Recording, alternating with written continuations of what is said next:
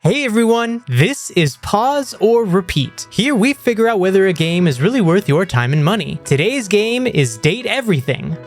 Date Everything has recently been able to grab some attention due to the wacky premise of being able to date anything in the game. But does the game deliver a good experience, or does it rely on a gimmick? Let's find out by first going over the gameplay.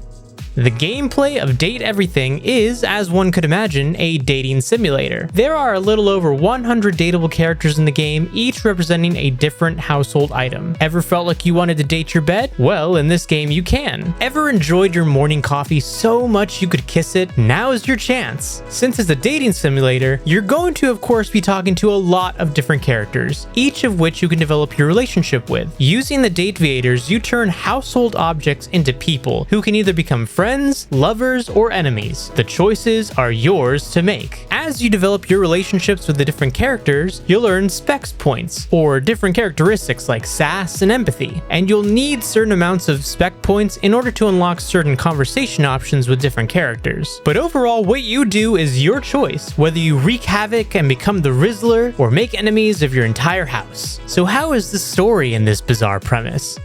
In Date Everything, you start off as an employee of Valdivian, recently hired and recently stuck in employee limbo. The company's AI chatbot is taking over your customer service job, so you have plenty of free time. A mysterious package shows up from an even more mysterious sender, and inside are the date creators. The sunglasses come to life as Skylar Specs, and she guides you through your journey of dating everything in your house. But now the question still stands. Pause or repeat?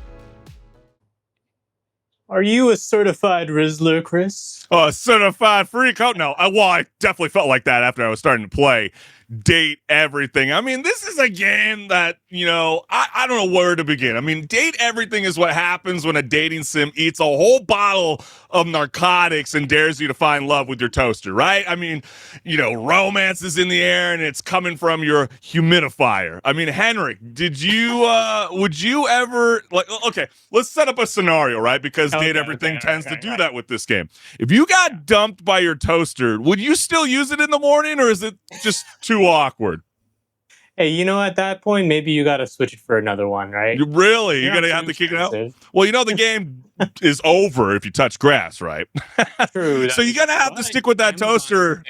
Oh, fine. Fair enough. Let the drones come on in. But yeah, this, you really set up the premise so well in your excellent video for Pause or Repeat. This is a really unhinged sandbox visual novel that lets you find love or something resembling it. Really emphasis on the unhinged there. Yeah, absolutely. I mean, there's over 100 fully voice acted household objects. And I mean, how long did it take you to realize that no, the fridge doesn't want to be friends? It wants commitment, Henrik. That's the funniest part about this game is just the idea, you walk into your house or anywhere in your house and you look at something. I look at my phone or I look at my water bottle or whatever. And it's like, you know what? I want to date that. That thing in particular, I want to date that. And then you make it come to life and you're now able to just date it. And it doesn't, like you said, want to just be friends. Yeah, that first statement that you said, you deserve to be on house arrest, okay? Maybe that's the whole premise. People that think like this shouldn't step outside. You touch the grass and the game ends, right? Maybe there's a premise that we're missing. Maybe there's a hidden lore that we don't know. But the storytelling wise, things spiral quickly, don't they, Henrik? I mean, because, it starts off, you're just a lowly customer service employee, and then immediately, oh yeah, by the way, AI is taking over your job. So yeah, thanks, Microsoft. I meant capitalism. Actually, it sounds a little too much like reality, right? Yeah, I mean, instead of you get to that point, and then now all of a sudden you're just dating things in your house. Yeah, I mean, instead of applying for unemployment, you're gifted these magical glasses. I mean, I love them. They're called the Date Creators. Pretty clever name. They let you romantically engage with everything in your home. And is this what Elon Musk and Jeff Bezos meant by smart home?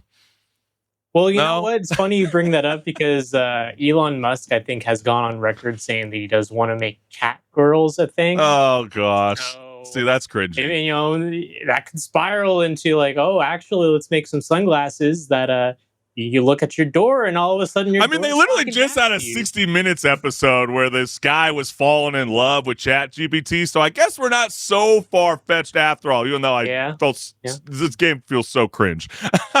Every time you think about the premise, just the name of it, the gameplay. But after playing a Are you game telling about, me you didn't like it, Chris? well, I'm just You didn't thinking like, enjoy talking to the inanimate objects in your house? well, you got to really be into visual novels to really Yeah, embrace this kind of that's style of true. game. You Because do. after playing a game about dating literally everything in your house, I don't know. Do you feel more emotionally fulfilled or just deeply concerned? Like I was like, what the hell am I playing? But clearly it's becoming a fan favorite for so many. Why is that the Yeah, case? you know what? I kind of get it though, because maybe if this isn't your cup of tea, Oh, visual novels or you're starting to dating feel the energy of simulators, where I'm going with this. you know, but hear me out.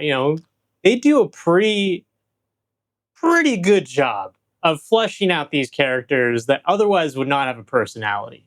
Yeah. Like the fact that you can go talk to your coffee maker and it has a really good voice actor on top. Like, all the voice actors in this I thought were phenomenal in their Yeah, you're performance. gonna see some, people that you recognize like Troy Baker, Yes. you know? Or Ben Starr, he was in Yeah. Expedition 33 recently as Mm-hmm. Verso.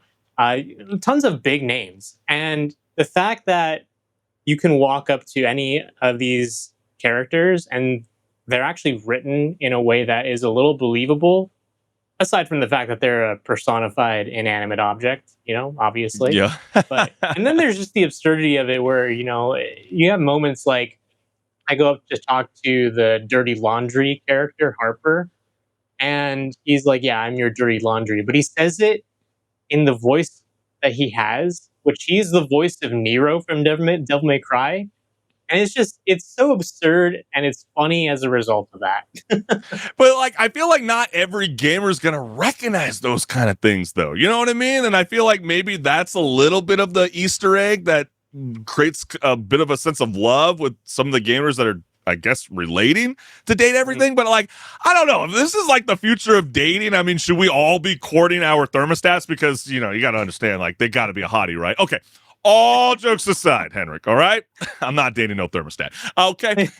Did every character design feel creative to you? Because I felt like that was the strongest part about the game, Oh, along with the visual yeah. novel. But then again, I have to kind of tease you a little bit because you've said in the past with Pause and Repeat that you're like, man, I don't really like to read these books in game and this and that. This whole Okay. fucking game is like that. But Chris, you're bringing that out of context. Oh. Oh, wait. Are you calling me pirate software? Are you calling me pirate software? Hey, No, I'm hey, don't go there.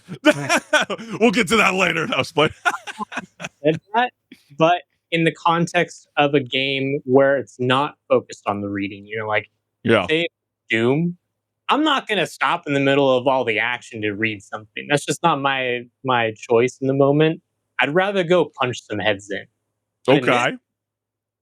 the whole context of the game is you go into it knowing you're going to be doing a lot of reading, and Yeah. I'm okay with it in that respect, because I know what I'm getting into, and I'm not being pulled out of the action just to read something. Yeah, fair enough. I mean, yeah, and like another thing that I gotta, mention, like I don't know, I don't feel like this is much of a spoiler in the game. I've already kind of been joking about it already, but because you can pretty much make it happen pretty early on in the game. So like after all that build up and the big twist of touch grass, I mean, like what's next for this franchise? Like marry everything too now with yard work? I mean, what are we doing? I mean, I was just so surprised at what the hell is going on. I mean, after making us flirt with the coffee table for hours and understanding how there's, this replay value with over 100 potential romances. I don't know, Henrik. I mean, for me, like, this is a pause, not because it's broken, but because my soul is. It's just not for me. But I'm curious, like, were you enjoying this ride? I mean, have you been suckered in just wanting to know more? I'm not really one for dating simulators just because it's not really the kind of genre I go for. But Yeah. I did really enjoy the characters in this. I thought they were really creative with the names and the character designs, and the writing was very good on top of the voice acting. So I'm gonna actually say opposite of you in this respect. It's gonna be a repeat for me. Okay. Yeah. I'm pretty sure. How many more characters do you need to find? Because I mean, obviously, I tapped out. I mean, are you getting close? It's really hard to get all of them in your first round. It's really hard. It's really hard. And like sometimes, there's a reason to come back. Well, there are cues, with the rumors, that, sometimes they just give it away, where this character can be found, or others. It's like, you really gotta, and I understand there's definitely is a good replay value. It's just not for me personally, gamers, but hey, you out there might find love in hidden places. Let us know if you're vibing with Date Everything.